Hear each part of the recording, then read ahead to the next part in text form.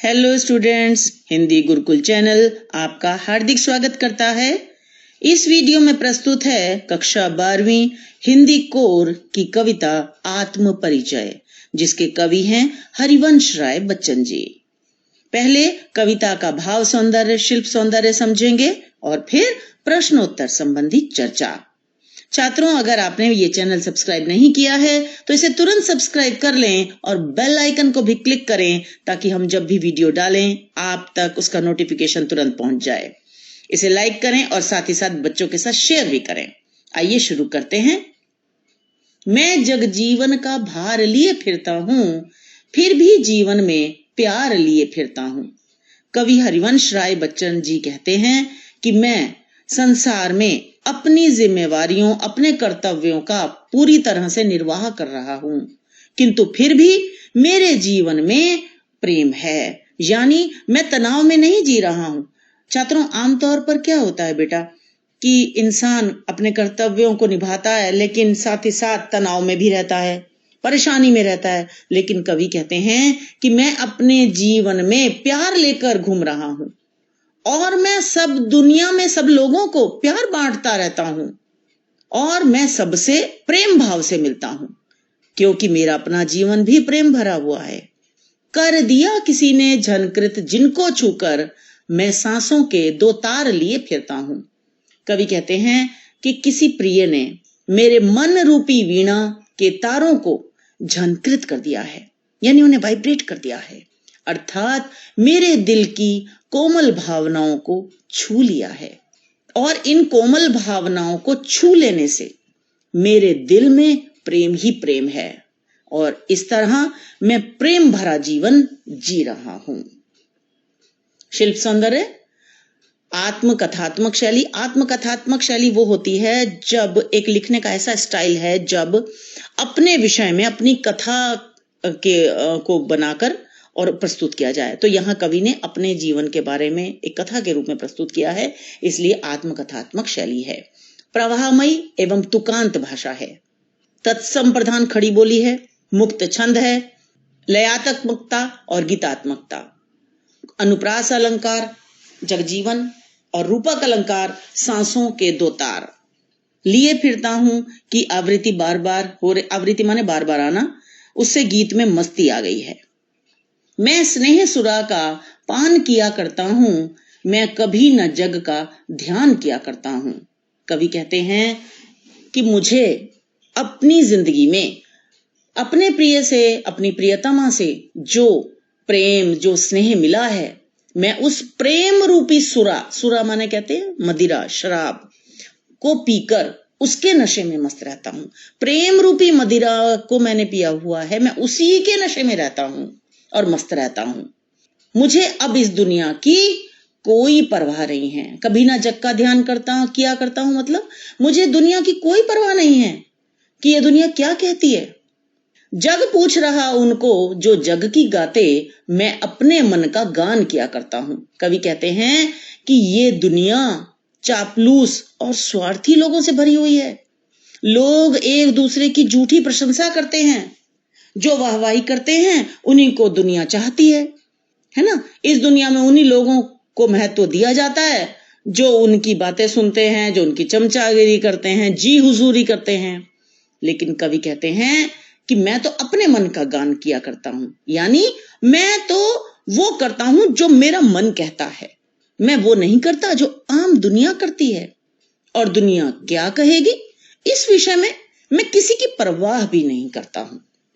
शिल्प सौंदर्य देखेंगे, आत्मकथात्मक शैली, प्रवाहमयी एवं तुकांत भाषा और तत्संप्रधान खड़ी बोली, मुक्त छंद, लयात्मकता, गीतात्मकता, रूपक अलंकार है, स्नेह सुरा यानी स्नेह रूपी सुरा, और किया करता हूं, इस पद्य में किया करता हूं बार बार आ रहा है, जिससे गीत की मस्ती झलकती है।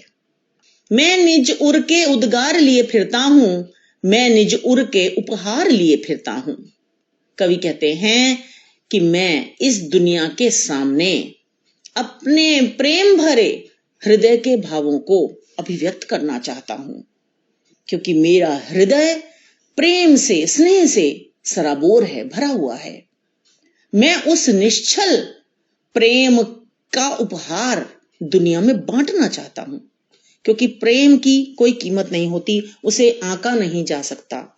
उसी तरह से, और वो जो प्रेम होता है वो छल रहित होता है, उसी को प्रेम की हम संज्ञा दे सकते हैं। तो कवि कहते हैं कि प्रेम की ऐसी निश्चल सौगात, ऐसा उपहार मैं दुनिया में भी बांटना चाहता हूं। है यह अपूर्ण संसार न मुझको भाता, मैं स्वप्नों का संसार लिए फिरता हूं।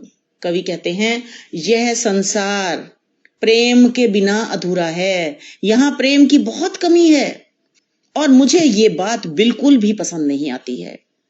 इसलिए मैं अपनी प्रेम भरी दुनिया के सपनों को अपने साथ लेकर घूमता रहता हूं और उसी में मस्त होकर जीता हूं। शिल्प सौंदर्य छात्रों, आप देख रहे हैं कि कुछ पॉइंट्स जो हैं वो सेम है ना, और अलंकार बदल जाएंगे और शब्दों की आवृत्ति भी बदलेगी। तो इसमें देखें, आत्मकथात्मक शैली वही पॉइंट, प्रवाहमयी एवं तुकांत भाषा, तत्संप्रदान खड़ी बोली, मुक्त छंद, लयात्मकता और गीतात्मकता। रूपक अलंकार है स्वप्नों का संसार, लिए फिरता हूं की आवृत्ति है। मैं जला हृदय में अग्नि दहा करता हूं, सुख दुख दोनों में मग्न रहा करता हूं। कवि कहते हैं कि मैं हमेशा अपने हृदय में प्रेम रूपी अग्नि को जलाकर रखता हूं और उसमें स्वयं भी दहा करता हूं, मतलब जलता रहता हूं। सुख दुख दोनों में मग्न रहा करता हूं, चाहे सुख के पल हों या दुख के, मुझे कोई फर्क नहीं पड़ता, क्योंकि मैं हर स्थिति में समान भाव में रहता हूं। ना तो दुख आने पर बहुत ज्यादा परेशान होता हूं और ना ही सुख आने पर बहुत ज्यादा उमंग से फूल जाता हूं, ऐसा नहीं है। मैं दोनों स्थितियों में समान रहता हूं। जग भव सागर तरने को नाव बनाए, मैं भव मौजों पर मस्त बहा करता हूं।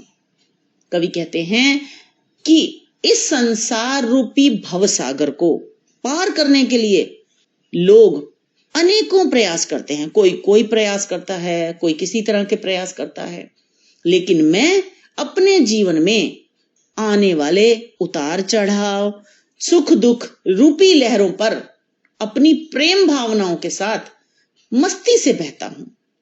मैं उनकी चिंता नहीं करता। और कौन सी लहरों पर?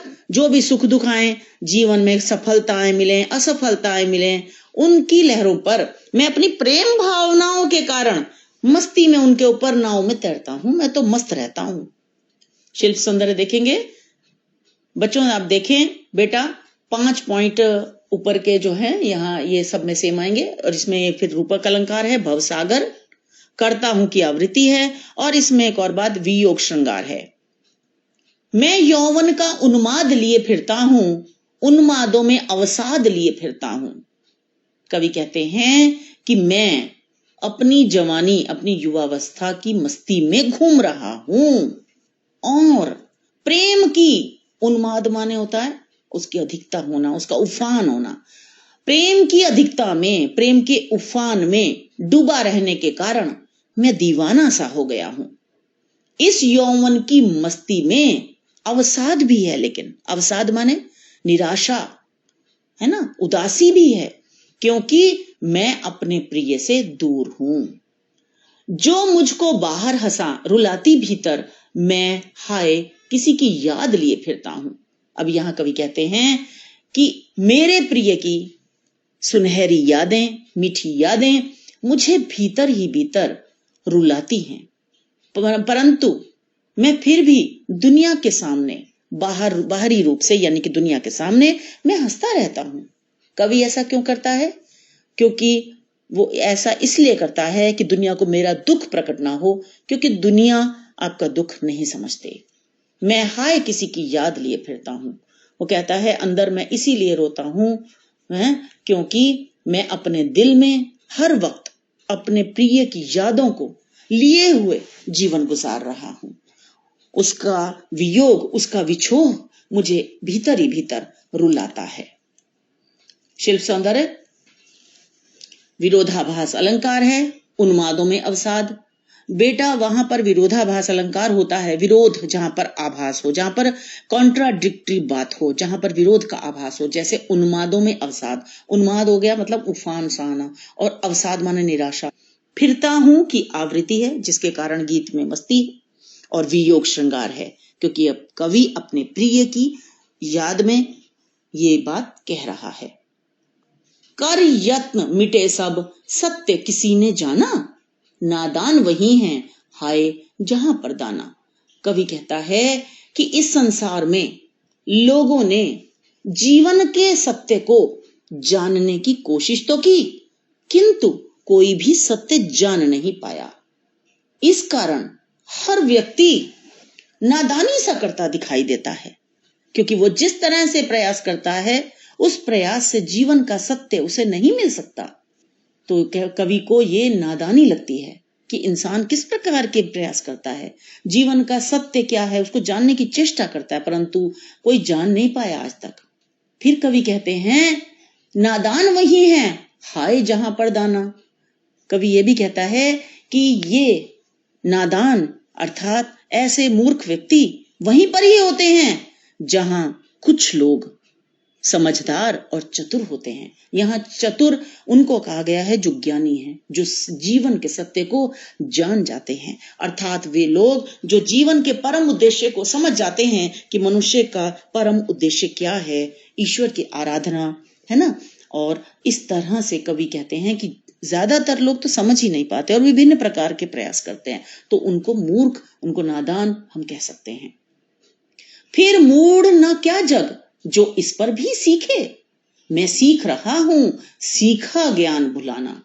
कवि कहते हैं कि हर व्यक्ति, दुनिया में हर इंसान सुख, समृद्धि, वैभव, विलासिता की ओर भाग रहा है, और हर व्यक्ति यही सोचता है कि जीवन का परम उद्देश्य सुविधाओं का संग्रह करना ही है, और वो इसीलिए स्वार्थी होकर और इन सब चीजों का संग्रह करने की ओर ही भाग रहा है। और सत्य तो किसी ने भी नहीं जाना। क्या कोई सीख पाया अब तक? कोई नहीं सीख पाया, कोई नहीं जान पाया। कवि कहते हैं कि मैं सीख रहा हूं सीखा ज्ञान भुलाना, कि मैं दुनिया में जो मैंने सीखा है उस सीखे हुए ज्ञान को भूल कर मैं नई बातें सीख रहा हूं, अर्थात सांसारिक ज्ञान की बातों को भूलकर मैं अपने मन के कहे अनुसार जैसा मेरी अनुभूति है, जैसी मेरी भावनाएं हैं, जो मेरे मन में जो विचार उठ रहे हैं, मैं उनके अनुसार चलना सीख रहा हूं। शिल्प सौंदर्य अनुप्रास अलंकार है सब सत्य में, और नादान वही है हाय जहां पर दाना। इस पंक्ति में सूक्ति जैसा प्रभाव हमें देखने को मिलता है, और बाकी पॉइंट्स सेम रहेंगे। मैं और जग और कहां का नाता, मैं बना बना कितने जग रोज मिटाता। कवि कहते हैं कि मैं कुछ अलग किस्म का ही व्यक्ति हूं, और ये दुनिया मुझसे बिल्कुल अलग है। अब देखें इसमें बेटा, आप यहां देखें, यहां और शब्द कई बार आया है, परंतु उसका अर्थ अलग अलग है, इसलिए मैं आपको समझाने की यहां चेष्टा कर रही हूं।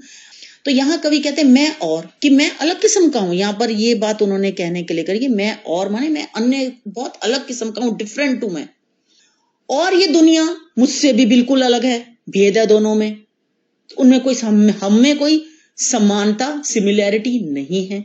दुनिया के अन्य लोग अलग हैं, मैं अलग किस्म का व्यक्ति हूं। फिर आगे कहते हैं मैं तो ऐसा व्यक्ति हूं कि जिसके भीतर, जिसके अंदर न जाने कितने ही संसार रोज बनते बिगड़ते हैं, है ना।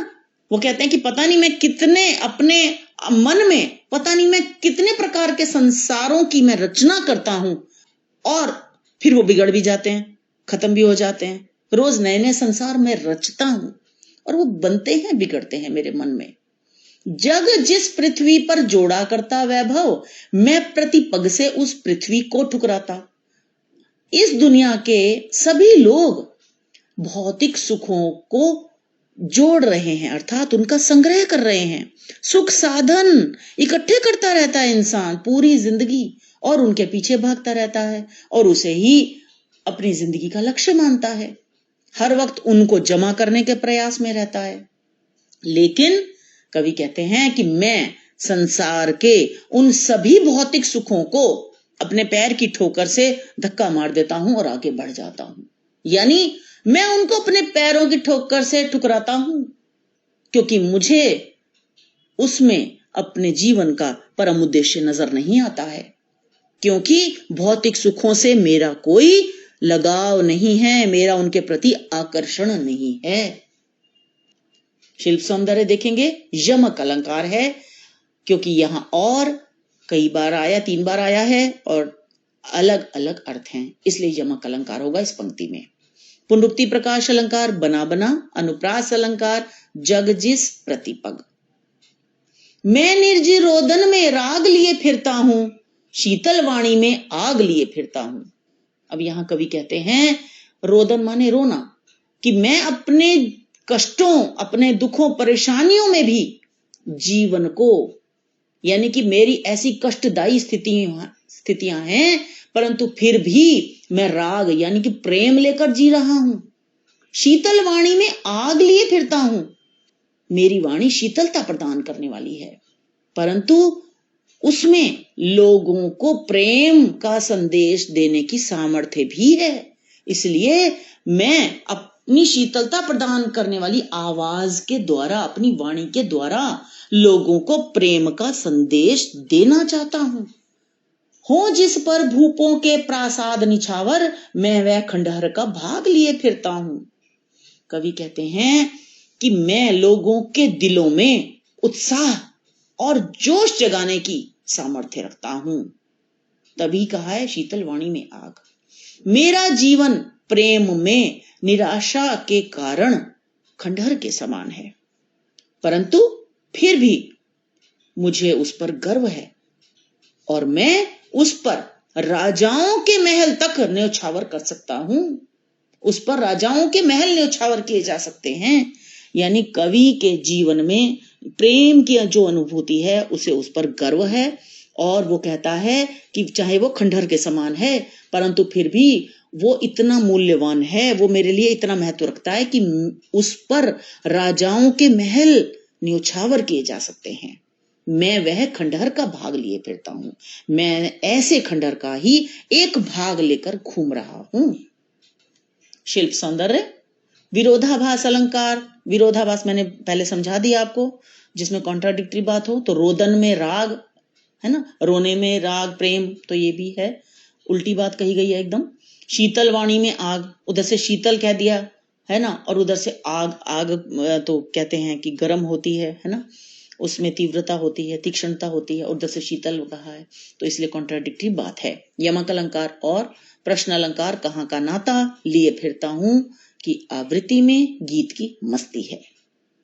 मैं रोया, इसको तुम कहते गाना, मैं फूट पड़ा, तुम कहते छंद बनाना। क्यों कवि कहकर संसार मुझे अपनाए, मैं दुनिया का हूं एक नया दीवाना। कवि कहते हैं कि मैं खुद को एक दीवाना मानता हूं, जो प्रेम में दीवाना हो गया है, जो प्रेम की मस्ती से भरा हुआ है।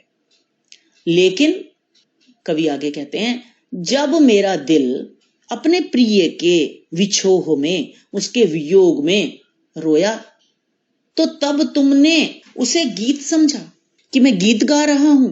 और जब मैं फूट पड़ा, माने जब मैंने अपने मन की पीड़ा को शब्दों में अभिव्यक्त किया, तो तुमने उसे छंद समझा। क्यों कवि कहकर संसार मुझे अपनाए। यहां कवि कहते हैं कि ये दुनिया मुझे कवि कहकर ही क्यों अपनाती है, जबकि मैं स्वयं को कवि नहीं मानता हूं। कवि अपने आप को यहां एक साधारण व्यक्ति के रूप में प्रस्तुत करना चाह रहे हैं, और वो कहते हैं कि मेरे भीतर जो पीड़ा है उसको कोई क्यों नहीं समझता। ये क्यों समझते हैं कि मैं कवि हूं, ये मेरे मन की सच्चाई है कि मैं अपने आप को एक कवि के रूप में यहाँ प्रस्तुत नहीं कर रहा। कभी मैं अपने दुख को भी तो व्यक्त कर सकता हूं, उस रूप में मुझे क्यों नहीं स्वीकार करता है संसार। ये बात कह रहे हैं। इस दुनिया में मैं अपनी पहचान एक प्रेम दीवाने के रूप में बनाना चाहता हूं, और दुनिया को बताना चाहता हूं कि मैं प्रेम में मस्त होकर रहता हूं, और दुनिया मुझसे सीख सके, मुझसे जान सके कि प्रेम में मस्त होकर कैसे जिया जा सकता है। शिल्प सौंदर्य, बाकी पॉइंट सेम है। अनुप्रास अलंकार, कवि कहकर। मैं दीवानों का वेश लिए फिरता हूं, मैं मादकता निशेष लिए फिरता हूं। कवि कहते हैं कि मैं दीवानों के रूप में, दीवाना होकर, दीवाने का वेश लेकर मैं इस दुनिया में घूम रहा हूं, और ये दीवानगी मुझे मेरी प्रियतमा, मेरे प्रिय से ही मिली है। अर्थात उस प्रेम का नशा मुझ पर पूरी तरह छाया हुआ है, और उसी मादकता को लेकर, उसी मादकता को लिए हुए मैं एक दीवाने के रूप में इस दुनिया में घूम रहा हूं। यानी जो मेरा दीवानों का वेश है, जो मेरे दीवानों की वेशभूषा है, जो मेरी पर्सनैलिटी एक दीवाने के रूप में नजर आ रही है, जो मादकता नजर आ रही है, जो मादकता है उसी ने ही मुझे दीवाना बना दिया है। और ये मादकता कहां से आई है? प्रेम से आई है, जो मुझे मेरी प्रियतमा ने दिया है। जिसको सुनकर जग झूम झुक लहराए, मैं मस्ती का संदेश लिए फिरता हूं। कवि आगे कहते हैं कि मैं यह चाहता हूं कि मस्ती का जो संदेश मैं लेकर घूम रहा हूं, दुनिया उसे समझे और मुझसे कुछ शिक्षा ग्रहण करे, और वह भी अपनी चिंता भुला दे और मस्ती में झूमे और लहराए। पूरा संसार दुनियादारी की चिंताओं से, तनावों से मुक्त हो और आनंद से अपनी जिंदगी को बिताए। शिल्प सौंदर्य, अनुप्रास अलंकार झूम झुके और लिए फिरता हूं की आवृत्ति है, जिसके कारण गीत में मस्ती है। बाकी पॉइंट्स सेम रहेंगे। और अब प्रश्नोत्तर संबंधी चर्चा। पहला प्रश्न, कविता एक ओर जग जीवन का भार लिए घूमने की बात कहती है, और दूसरी ओर मैं कभी न जग का ध्यान किया करता हूं। विपरीत से लगते इन कथनों का क्या आशय है? इस कविता में जग जीवन का भार लेने से कवि का यह मतलब है कि वह संसार के कर्तव्यों का, उनके अपने जो उसकी जिम्मेदारियां हैं, उनका वह निर्वाह कर रहा है। वह आम इंसान की तरह ही है, वह दुनिया से अलग नहीं है। जैसे सभी दुनिया में सभी लोग अपने अपने कर्तव्यों का निर्वाह कर रहे हैं, तो वह भी कर रहा है। जीवन के सुख दुख, सफलताएं असफलताएं सभी को झेल रहा है, सभी का सामना कर रहा है, और इस तरह से अपनी जिंदगी बिता रहा है। और दूसरी ओर कवि कहता है कि वह कभी संसार का ध्यान नहीं करता। तो यहाँ कवि सांसारिक अपने कर्तव्यों, दायित्वों की अनदेखी की बात नहीं कर रहा है। वह संसार की जो बेकार सी बातें हैं, जो ऐसी बातें हैं कि जो बाकी लोग हैं दुनिया के, वो चिंता में लगे रहते हैं, है ना, और अपनी जिंदगी के खुशी के पलों का आनंद नहीं ले पाते। तो इस तरह से जो संसार की जो बेकार बातें हैं, जिनको छोड़ देना चाहिए, जिन पर ध्यान नहीं देना चाहिए, और अपने जीवन में इंसान को फोकस्ड रहना चाहिए और अपने प्रेम पर ध्यान रहना चाहिए उसका, और उसका ध्यान जो है वो उस तरफ रहना चाहिए जो उसके जीवन में सफलताओं के कारण, जो उसके जीवन में जो खुशियां हो, जो प्रेम भरा हुआ हो इंसान के दिल में, उसको फोकस करना चाहिए। तो यहाँ कवि वही बात कहना चाह रहे हैं हमें कि आम इंसान जो है वो सांसारिक परेशानियों को देखकर जीवन को जीना ही भूल जाता है, लेकिन कवि जो हैं संसार की मुसीबतों, कष्टों की ओर परवाह नहीं कर रहे हैं। तो इसलिए उन्होंने ये बात इस दृष्टि से कही है। तो इसलिए दोनों पंक्तियों के जो भाव हैं उनका अलग अलग अर्थ है। अगला प्रश्न है, जहां पर दाना रहता है वहीं नादान भी होते हैं, कवि ने ऐसा क्यों कहा होगा? नादान यानी मूर्ख व्यक्ति जो होते हैं वो भवसागर से पार होने के लिए, है ना, जीवन के परम उद्देश्य को जानने के लिए विभिन्न प्रकार के प्रयास करते हैं। और इंसान क्या करता है? अपने स्वार्थ की पूर्ति के लिए वो यही समझता है कि मानव जीवन का उद्देश्य सुख साधन संग्रह करना ही है, सुख साधन को संग्रह कर लो, उसी में जियो, है ना, यही है जीवन का उद्देश्य। जबकि ये सत्य नहीं है, जीवन का सत्य कुछ और है।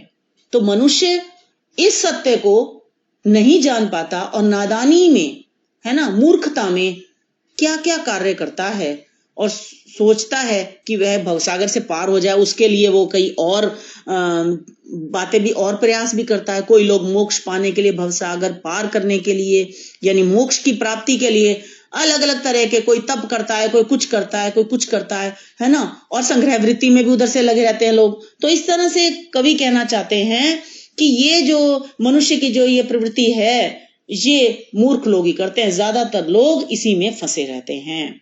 परंतु इसके विपरीत कुछ लोग ऐसे होते हैं जो बहुत ज्ञानी होते हैं, जो समझ जाते हैं कि मोक्ष की प्राप्ति किस प्रकार की जाती है। वो सच्चे हृदय से ईश्वर की आराधना करते हैं और सुख साधन का संग्रह करने में विश्वास नहीं करते।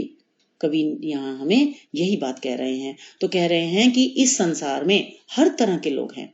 जहां मूर्ख बसते हैं वहां पर कुछ ज्ञानी भी वहीं पर ही होते हैं।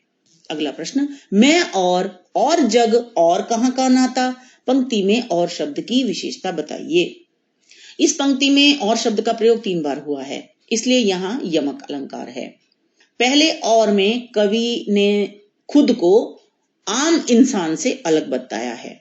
वह ये बताना चाहता है कि आम इंसान भौतिक सुख साधनों के संग्रह के चक्कर में रहता है, आम आदमी, लेकिन कवि इसके चक्कर में नहीं पड़ा।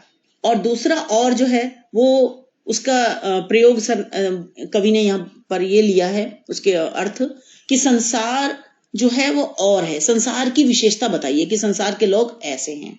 संसार में आम आदमी जो है वो बस सुख सुविधाओं का संग्रह करना, उनका भोग करना, यही लक्ष्य मानता है। तो उसकी विचारधारा अलग है, कवि की विचारधारा अलग है। तीसरे और का प्रयोग संसार और कवि में किसी तरह का संबंध नहीं है, ये दर्शाने के लिए कवि ने इस और का प्रयोग किया है। अगला प्रश्न, शीतल वाणी में आग के होने का क्या अभिप्राय है। कवि ने यहाँ विरोधाभास अलंकार का प्रयोग किया है। कवि की वाणी शीतलता प्रदान करने वाली है, परंतु उसके मन में संसार के प्रति असंतोष भी है ना, और वह समाज की व्यवस्था से असंतुष्ट भी लगता है, क्योंकि और वह ये बात कहता है कि संसार में लोगों की जो प्रवृत्ति है, संसार में जो लोगों का हृदय है, वो प्रेम से भरा हुआ नहीं है, बल्कि लोग अपनी जिंदगी को ढो रहे हैं, जी नहीं रहे हैं, मस्ती से अपनी मौज में अपनी जिंदगी को जी नहीं रहे हैं। और ये जो प्रेम रहित संसार है उसको कवि अस्वीकार करता है। अतः वह अपनी वाणी के माध्यम से अपनी असंतुष्टि को व्यक्त कर रहा है।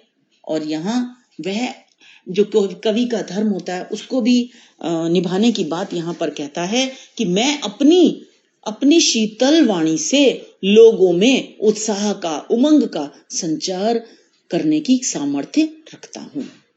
तो छात्रों, मुझे आशा है कि आपको भाव सौंदर्य, शिल्प सौंदर्य और प्रश्नोत्तर समझ में आ गए होंगे। इस वीडियो को लाइक करें, दोस्तों के साथ शेयर करें। अगर अभी तक चैनल सब्सक्राइब नहीं किया है तो तुरंत सब्सक्राइब करें। मिलते हैं फिर हम अगली वीडियो में। धन्यवाद।